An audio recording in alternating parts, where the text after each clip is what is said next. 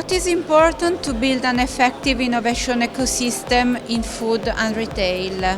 Yes, of course. So we worked a lot with different actors in the ecosystem, so investors, corporates and startups, to see what works and then to make innovation happen at scale quickly.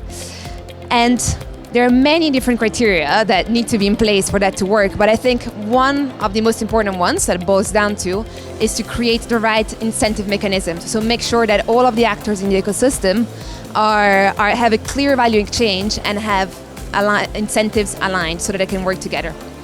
So, for example, investors will want to have like the right kind of deal flow, understanding which ones are the best startups that will give the biggest return. So whenever you're thinking about creating that ecosystem, have that in mind when you're trying to attract the right investors. And this is true for all of the players in the ecosystem.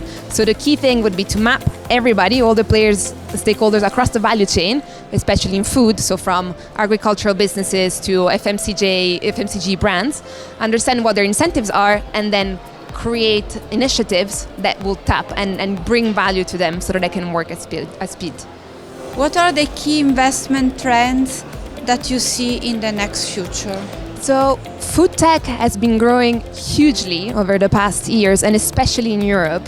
So early stage funding has grown by 500% from 2020 to 2021, which is incredible, especially relative to other sectors.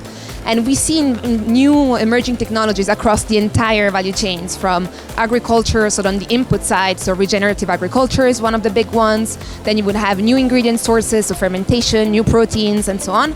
Then on the manufacturing, delivery side, you have robotics that are working there, upcycling to create new systems, so like new mechanisms to do that.